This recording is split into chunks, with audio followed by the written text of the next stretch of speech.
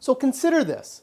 We all eat in restaurants, and we all are subject to paying gratuities or tipping, what's known in North America. Funny enough, when you go into Europe, tipping is really not a big concept, and it's actually being adopted by the North American way. So let's just discuss it for a little bit and just put some logic towards it.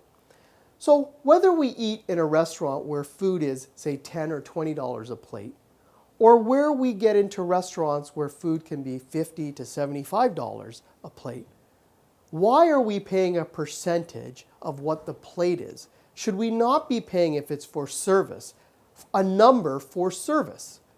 So for example, if I buy a $50 plate of food, I'm paying a gratuity of roughly 15% is what people want, or $7.50.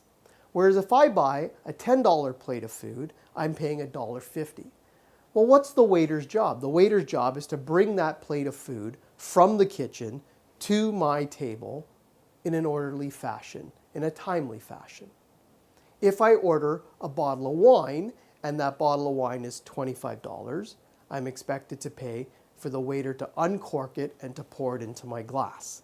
So whether I order a $100 bottle of wine, now my fee for uncorking the bottle and to pour it in my glass is $15. I'm not sure how this makes sense and how we all get roped into this concept of tipping.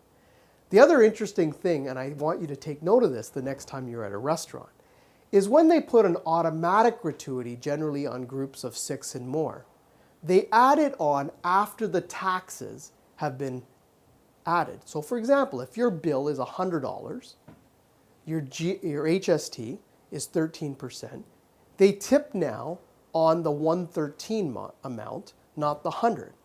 Well, how can they expect a tip on the government's profit? Doesn't seem to make any sense. What's more interesting though, is when you get into bigger groups and when you get into busy restaurants, it's interesting when the business is at its fullest capacity, generally the service is the worst. And the number one answer from the waiter, or if you get to a management later, is, sorry, we're busier than we anticipated, and so our level of service has dropped.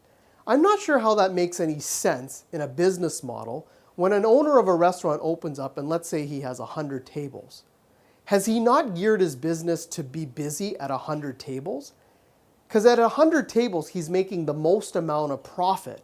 But what you're essentially saying is the service is the worst. So when you're making the most amount of money, you're actually reducing your service or you're reducing your expenses in order to generate a greater profit. Doesn't seem to make really a lot of business sense, because generally most businesses, when they make more money, they provide better service and they provide a better product to only grow further.